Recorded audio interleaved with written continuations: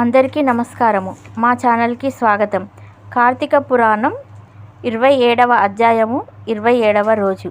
దుర్వాసుడు అంబరీషుని ఆశ్రయించుట. అత్రి మహాముని అగత్సునకిట్లు వచించెను. కుంభసంభవ, ఆ శ్రీహరి దుర్వాసుని ఎంతో ప్రేమతో జేరదీసి ఇంకను ఇట్లు చెప్పెను. ఓ దుర్వాసముని, నీవు అంబరీషుని శపించిన విధముగా ఆ 10 జన్మలు నాకు సంతోషకరమైనవే. నేను అవతారములెత్తుట కష్టము కాదు.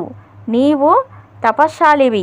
నీ మాటలకు విలువ ఇవ్వవలెను గాన అందులకు నేనంగీకరించితిని.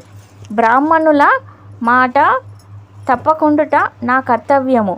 నీవు అంబరీషుని ఇంట భుజింపక వచ్చినందులకు అతడు చింతాక్రాంతుడై బ్రాహ్మణ పరిఓవృతుడై ప్రాయోపవేశ మునర్పణించినాడు. ఆ కారణము వలన విష్ణు చక్రము నిన్ను బాధింపబూనెను. ప్రజారక్షణమే రాజధర్మము గాని ప్రజాపీడనము కాదు. ఒక బ్రాహ్మణుడు దుష్టుడైనచో వానిని జ్ఞానులగు బ్రాహ్మణులే శిక్షింపవలెను. ఒక విప్రుడు పాపి అయిన మరొక విప్రుడే దండించవలెను. ధనుర్బాణములు ధరించి ముష్కరుడై యుద్ధమునకు వచ్చిన బ్రాహ్మణుని తప్ప మరెవ్వరిని ఎప్పుడూ దండించకూడదు. బ్రాహ్మణ యువకుని దండించుట కంటే పాతకము లేదు. విప్రుని హింసించువాడును హింసింపజేయువాడును బ్రాహ్మణ హితకులకి న్యాయశాస్త్రములు ఘోషించుచున్నవి.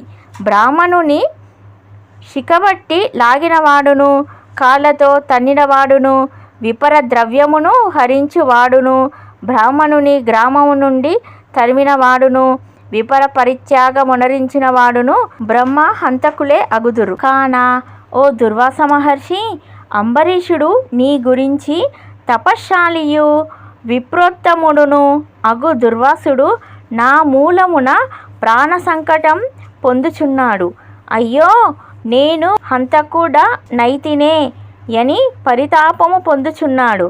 కాబట్టి నీవు వేగమే అంబరీషుని కడకేగుము. అందువలన మీ ఉభయులకు శాంతి లభించును అని విష్ణువు దుర్వాసునకు నచ్చజెప్పి అంబరీషుని వద్దకు పంపెను. సప్తవింశోధ్యాయము 27వ రోజు పారాయణము సమాప్తం.